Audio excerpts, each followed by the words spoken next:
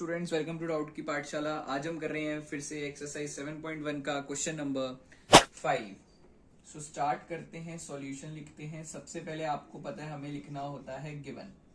अब गिवन क्या कह रहा है line L is a bisector of an angle A and B is angle A and angle B is any point on L. BP and BQ are perpendiculars from B to the arms of angle A. Show that this and this. So हमें क्या बोल रहा है, question कह रहा है कि L is bisector of angle A. अगर ये L एंगल A का बाइसेक्टर है, यानी एंगल A को दो बराबर टुकड़ों में तोड़ रहा होगा, और इन दो बराबर टुकड़ों का नाम हम बोल देते हैं 1 और 2। अब अगर बाइसेक्टर है दो बराबर टुकड़े, यानी एंगल 1 इक्वल टू एंगल 2, और आपको क्या बोल रहे हैं, BP and BQ are the perpendiculars from B to the arms of angle A. तो आप लिख लेंगे BP and BQ are perpendiculars. और हमें प्रूफ क्या करना है, आप देख रहे हैं शो दैट, हमें ये शो करना है। तो आप यहां से कॉपी कर लीजिए शो दैट, मैं सीधा प्रूफ कर रहा हूं। सो सबसे पहले आपको शो करना है triangle APB is congruent to AQB. आपको पता है ऐसे कि अगर हमें इसे कॉन्ग्रेंट शो करना है तो इन ट्राइंगल्स में जाना पड़ेगा।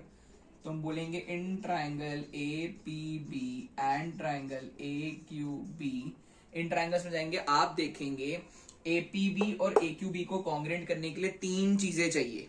सबसे पहली चीज मुझे नजर आ रही है एपीबी के अंदर एंगल 2 और एक्यूबी के अंदर एंगल 1। रीजन क्या लिखेंगे, गिवन। ठीक है जी। और आपको फिगर के अंदर बोला है कि BP and BQ are the perpendiculars. अगर बीपी परपेंडिकुलर है तो 90, अगर बीक्यू परपेंडिकुलर है तो 90 डिग्री का एंगल बनाएगा। तो इस हिसाब से क्या हो सकता है, इस हिसाब से क्या हो सकता है कि हमारा एपीबी के अंदर एंगल 3 और इसमें एंगल 4। तो हम बोल सकते हैं angle 3 equal to angle 4 each 90 degree. अब हमें तीसरी चीज और चाहिए। नजर आ रहा है एपीबी के अंदर भी एबी आता है, एक्यूबी के अंदर भी एबी आता है। तो A B equal to A B common. जब तीन चीजें हो जाती हैं तो triangle congruent, triangle A P B is congruent to A Q B by angle angle side congruency rule. तो ये था आपका फर्स्ट पार्ट। अब आपको क्या नजर आता है कि अगर ये दो ट्राइंगल्स कॉन्ग्रेंट है तो आपको पता है एपीबी के अंदर, आप देखो ट्राइंगल एपीबी के अंदर बीपी आता है, एक्यूबी के अंदर बीक्यू आता है। तो अगर ये दोनों ट्राइंगल्स कॉन्ग्रेंट हैं तो मैं BP is equal to BQ बोल सकता हूं बाय सीपीसीटी। ये था आपका फर्स्ट पार्ट जो प्रूव हो गया, ये था आपका सेकंड पार्ट जो प्रूव हो गया, hence proved. So this is question number 5 students. Now moving on to question number 6 students. Question number 6 करते हैं। अब आपको क्वेश्चन नंबर 6 के अंदर सबसे पहले आपको पता हमेशा हमें क्या लिखना होता है, गिवन।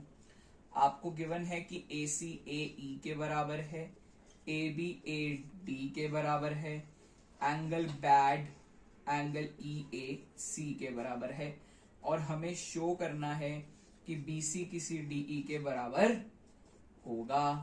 तो देखिए जी, देखो स्टूडेंट्स, क्वेश्चन के अंदर देख लो क्या क्या दे रखा है, बराबर क्या क्या क्या है, देख लेते हैं भाई।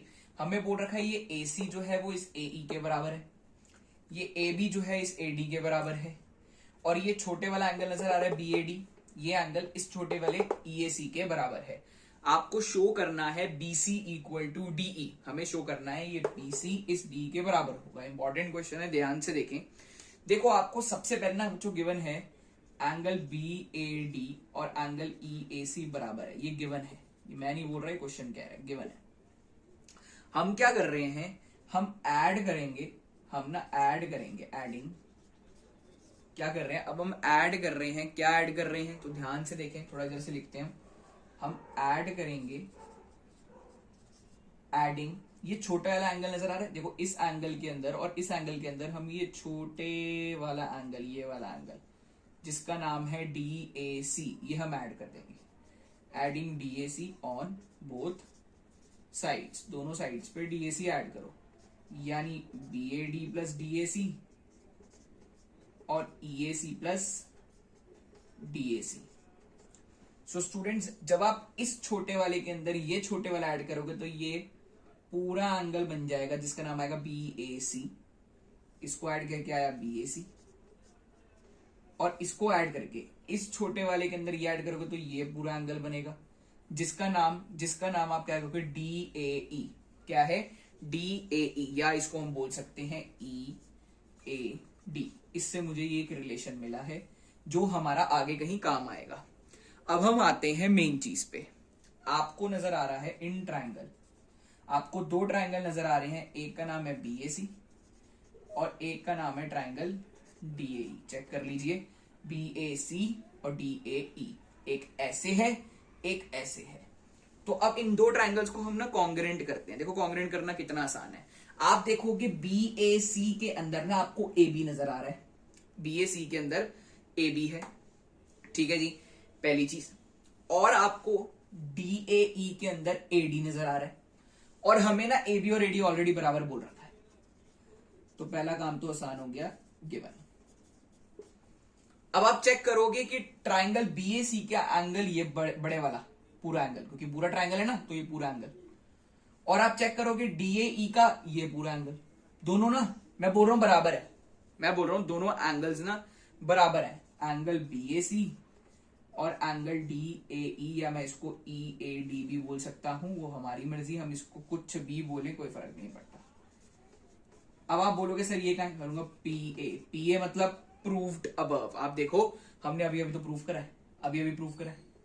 अब आती है अगर तीसरी चीज मिल गई तो कहानी खत्म। और तीसरी चीज हमारी आंखों के आगे है। आप देखोगे ABC या BAC ट्राइंगल के अंदर आपको नजर आएगा AC डबल डैश वाला, और आप देखोगे DAE ट्राइंगल के अंदर डबल डैश वाला AE, दोनों बराबर है। कहां है ये, देखो AC इक्वल AE गिवन। जब तीन चीजें हो जाती है ना तो ट्राइंगल हो जाता है कॉन्ग्रेंट। जब तीन चीजें हो जाती है तो आप लोगों ने पढ़ा है कि ट्राइंगल हमारा होता है कॉन्ग्रेंट, यानी हम बोल सकते हैं triangle BAC is congruent to triangle DAE by side angle side congruency rule. और जब ट्राइंगल कॉन्ग्रेंट तो आप देखो, देयरफॉर आप देखो BAC के अंदर आता है BC और DAE के अंदर आता है DE, ये दोनों बराबर होंगे बाय CPCT। तो आपने यही तो प्रूफ करना था, हेंस प्रूफ्ड। अब आप बोलोगे सर आपने ये इतनी बड़ी राम कथा ये क्यों करी? ये इसलिए करी क्योंकि हमें ट्राइंगल कॉन्ग्रेंट करने के लिए ना ये दो चीजें तो थी, ये तीसरी चीज लानी थी। और मुझे क्या नजर आता है कि BAC के अंदर अगर एंगल लाना है तो ये पूरा एंगल आएगा, सिमिलरली DAE के अंदर एंगल लाना है तो ये पूरा एंगल आएगा, इसलिए मैंने ये छोटे वाला एंगल इनमें ऐड किया। सो दिस इज क्वेश्चन नंबर 6। अगर स्टूडेंट्स आपको कोई भी डाउट है तो आपको मेरी आईडी शो हो रही है यहाँ पर, आप यहाँ पर आकर के मेरे से डाउट्स पूछ सकते हैं, और प्लीज इस पेज को फॉलो जरूर करें। एंड दूसरी चीज, वीडियो को लाइक शेयर एंड सब्सक्राइब जरूर करें। Thank you students, bye bye.